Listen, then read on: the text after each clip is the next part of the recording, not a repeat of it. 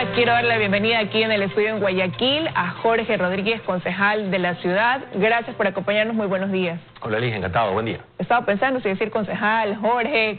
Como tú quieras. Bueno, acaban de pasar unas celebraciones distintas, ¿no? Por este proceso de fundación de Guayaquil, 485 años, una celebración virtual sobre todo, no pasó por alto, ¿no? Este momento, pero llega con mucha reflexión también y con un cambio, con una ciudad que pasó un momento muy duro, que fue el epicentro de una pandemia y que ahora es un ejemplo de cómo resurgir después de una crisis tan difícil, tan dolorosa. ¿Cuál es la situación hoy por hoy de Guayaquil frente al COVID-19? Liz, es una ciudad que se levanta, que está luchando todos los días, es una ciudad que planifica y sueña en base a esa nueva realidad. Siempre traigo a mi mente un titular de un diario internacional, el Financial Times, que decía de cómo Guayaquil venció al virus, ¿verdad? Y yo creo que Guayaquil todavía no lo ha vencido. Guayaquil está en esa lucha, Guayaquil está todos los días midiendo caso a caso, tratando de conseguir toda la protección, los insumos necesarios para seguir atendiendo a nuestra gente. Guayaquil está en esa pelea y es una pelea que tenemos que librar todos los guayaquileños. Bueno, es una pelea que se da también con responsabilidad, no es un trabajo aquí de autoridades y también de una ciudadanía que quizás a punta de dolor aprendió, porque en la ciudad alguien perdió un familiar o un amigo, alguien cercano y guarda en el corazón ese dolor.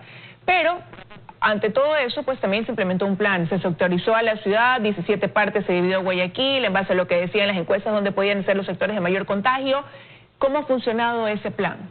Bueno, realmente creo yo que es uno de los modelos que más se replica cuando hay acercamientos de otras ciudades, incluso más grandes que Guayaquil, como México, Distrito Federal o Bogotá, que nos dicen, cuéntenos su plan de sectorización cuando ven cómo se maneja. ¿Y cómo se maneja?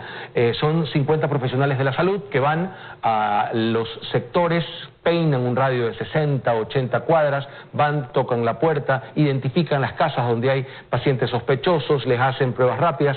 Antes de eso han capacitado a líderes comunitarios que son los que van a estar dando asistencia y identificando la casa en donde hace falta la ayuda, hace falta un kit alimenticio, hace falta que le hagan un seguimiento a esa persona y así estamos evitando que se siga saturando las áreas de emergencia de los hospitales, la área de cuidados intensivos o cuidados intermedios, los direccionamos a nuestros hospitales del día, a nuestro hospital bicentenario. Realmente es una forma muy importante de darle atención a los pacientes de Guayaquil y los números, los indicadores que hemos encontrado realmente son esperanzadores.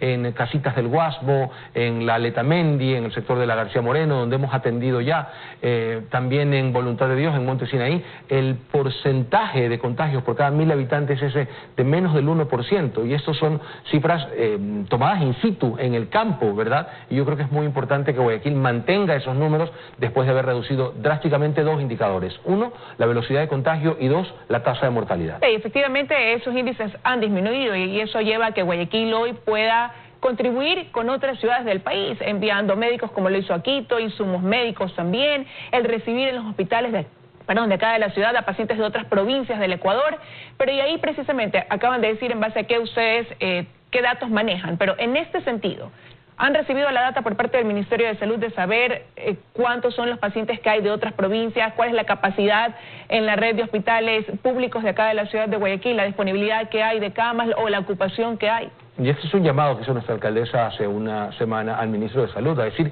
señor Ceballos, cumpla con su palabra. La ciudad de Guayaquil, el COE cantonal necesita esa data diaria, porque ¿cuál es el tema? Nos envían una data consolidada semanal o quincenal. Eso no sirve para tomar decisiones. ¿Por qué? Porque lo que está pasando dentro de los 4 hospitales públicos que manejan casos COVID, la maternidad del Guasmo, el Hospital Teodoro Maldonado, el Hospital del IES y el Hospital de Monte Sinaí, realmente es el indicador mayor de lo que está ocurriendo con la realidad del COVID en una ciudad. ¿De dónde sacamos la data? De lo que te estoy diciendo, de la sectorización, de lo que estamos recogiendo in situ, pero también nos debe de servir y debe alimentar ese gran banco de información para lo cual se toman decisiones, la información diaria de lo que ocurre en los hospitales públicos. Así que, señor ministro, de verdad, cumpla con Guayaquil, denos la información que nos ayude a tomar decisiones. Pero no hay una persona del Ministerio de Salud, representante acá en la ciudad de Guayaquil, que forme parte de la mesa técnica donde se evalúan esos temas a nivel de salud, valga la redundancia. Sí, todos los lunes se compromete a lo mismo y todavía no ha cumplido. no se proporciona esa información entonces. O sea, nos dan la información pasada, caídos 15 días, caídos 7 días. Nosotros necesitamos que termine la jornada y se entregue la información, porque realmente es un levantamiento de información que se puede tabular sobre la marcha. Es necesario que se tabule sobre la marcha para tomar decisiones, reitero. Pero ahí, si bien las cosas han mejorado, igual hay esa preocupación, ¿no?, en quienes son de Guayaquil o viven en Guayaquil, de cuál es la disponibilidad hoy de camas, de cómo está la situación hospitalaria. Sí, sin duda, es necesario contar con esa información. Hay realmente realidades que son distintas, lo que está pasando in situ, lo que está pasando en sectores, que es lo que podemos levantar con nuestro personal de salud. Estamos también armando nuestra encuesta de prevalencia, la más grande que se haya hecho a nivel nacional. Serán 50.000 pruebas recogidas en sectores, pero lo que pasa en los hospitales también es un indicador importante que nos ayude a la hora de tomar decisiones, de reforzar un área, de atender otra, de poder comprar probablemente más insumos, tratamientos, lo que haga falta, pero el Ministerio de Salud aún no cumple en ese sentido. Ahora, y en medio de todo esto surge una preocupación. La alcaldesa Cintia Viteri lo decía en su discurso precisamente en la sesión solemne, y decía que a Guayaquil se le adeudan 130 millones por parte del gobierno central y que de no recibir esos valores se podría poner en riesgo todo este trabajo que se está haciendo para darle lucha al COVID-19. ¿Cómo interpretar esas palabras? ¿A qué se referiría exactamente? Y lo decía con un ejemplo. Decía, en toda la pandemia el gobierno ha invertido 211 millones para 221 cantones, algo así como $900.000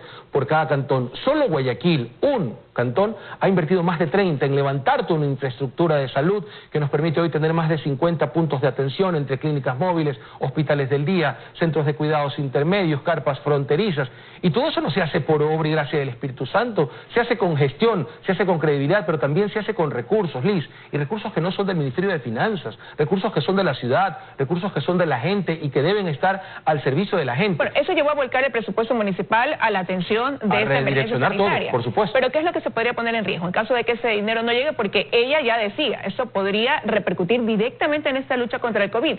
¿Qué se detendría? ¿Qué dejaría de pasar en la ciudad? Liz, todo lo que está ocurriendo, nuestra infraestructura hospitalaria, pagarle sueldo a nuestros médicos, seguir adquiriendo material médico para insumos de atención a los pacientes, realmente todo eso está en riesgo.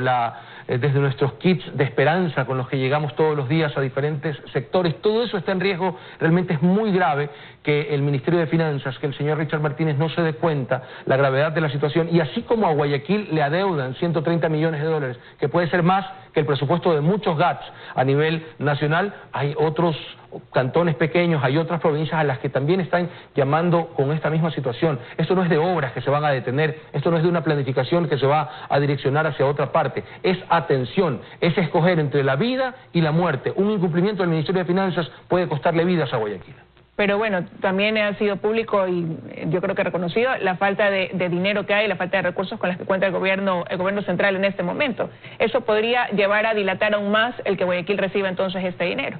Sí, y lo tenemos claro, pero si ese argumento nos lo da un banco cuando nosotros hemos depositado los ahorros allí, yo creo que no tiene mucha validez, no tiene mucho peso. Ese dinero que estamos reclamando son asignaciones, la ley del 15%, sí, y también IVA, la devolución del impuesto al valor agregado causado en Guayaquil, que se lo entregamos nosotros y que debe dar la vuelta y debe regresar, pero no se hace, se retiene indebidamente. ¿Sabes cómo se llama eso? Eso se llama robo, eso es apropiación indebida, es dinero de la ciudad, no es dinero que el Estado central magnánimamente le entrega a las ciudades, a los cantones, a los gobiernos autónomos descentralizados. Son recursos causados en Guayaquil, recursos que pertenecen a los cantones y recursos con los que se atiende la gente. Si no hemos entendido la gravedad de la situación, yo creo que este es un buen momento y esta es una muy buena semana para hacerlo. Ahora, ya usted lo mencionaba también, el presupuesto del municipio se volcó a atender esta crisis sanitaria que genera el COVID-19, a esa emergencia en salud, ¿no? Pero vemos también que ya ahora se van dando ciertos o reactivándose ciertos planes en el municipio de Guayaquil, 4 planes habitacionales, la ciclorruta. Estos proyectos que se están comenzando a poner en marcha podrían también correr el riesgo de verse detenidos una vez que no se recibe esa asignación por parte del gobierno. Todo lo que sean inversiones del municipio de Guayaquil se puede detener. Afortunadamente nuestro plan de vivienda lo hacemos con un socio estratégico, con la empresa privada, con una constructora. Del lado del municipio lo que tenemos que hacer es expropiar, identificar el terreno, expropiarlo, urbanizarlo, y luego es un negocio de la empresa privada, es un trabajo, es un aporte de la empresa privada para solucionar, para darle respuesta a la ciudadanía que se ha volcado a inscribirse, Liz, te lo tengo que contar, en todos nuestros proyectos. Ahora está en boga Villa Geranio, que es asimismo también en la vía Chongón, con una entrada bajísima del 10% de casas de menos de 37.000 y menos de 40.000 en los dos modelos que hemos planteado, y letras de $125, desde $125 a 25 años. Realmente son facilidades que tiene la gente se ha esperanzado con esto, y no es justo que por culpa de un incumplimiento del gobierno central todo esto esté amenazado. ¿Y qué pasa con otro tipo de proyectos que buscaban posicionar a Guayaquil también como un referente? Y en esto traigo a colación un proyecto del que se habló de tener 100 taxis eléctricos, lo que iba a hacer ayudar a ser una ciudad más sostenible. Había un proyecto ya para que ellos reciban sus créditos y poder implementar dicha flota de taxis, ¿no?, de transporte. ¿Qué pasó con eso? Bueno, Guayaquil hizo su parte, creó una ordenanza de incentivos que le devolvía, le bajaba el precio, por decirlo de algún modo. Era un bono de $4.000 a taxis que se reemplacen por eléctricos, $4.000 que se bajaban al precio de la unidad, y $15.000 para unidades de buses. ¿Qué ha pasado? Que el Banco de Fomento, Ban Ecuador se llama ahora, ha suspendido la línea de crédito, y nosotros estamos esperando que la reactive, porque hay más de 100 taxis guayaquileños que todos los días van a golpear la puerta del municipio y nos dicen: señores, ¿hasta cuándo? Seguimos esperando que nosotros podamos cambiar nuestras unidades, que Guayaquil deje ese sistema a combustión, que dejen esas toneladas de CO2 que todos los días expulsan estas unidades y contaminan a la ciudad, y le permitan tener la primera flota de taxis eléctricos. Por lo menos 50 unidades debimos haber tenido ya en julio, esperamos para octubre poderlas tener, si es que el Ministerio de Agricultura, en este caso el ministro Lazo, le da la orden a Ban Ecuador que reactive ese crédito, porque hay otros que se han reactivado para la compra automotriz, pero no para carros eléctricos. Entonces aprovecho también para hacer ese llamado, creo que es importante. Hay ahí un temita pendiente. Quiero agradecerle su presencia esta mañana aquí en los desayunos de 24 horas. Encantado, Alicia. Me ha costado, ¿no? Mantener esa distancia de la familiaridad de alguien que fue de esta casa durante mucho tiempo. Gracias a ti siempre. Muchísimas gracias nuevamente por estar acá. Nos vamos a ir a una pausa, amigos. Yo hasta aquí llego con los desayunos de 24 horas. Luego del corte estará Vicente Albornoz con Economía para Todos. Y después usted ya sabe las noticias aquí en Teleamazonas. Que tengan un buen inicio de semana.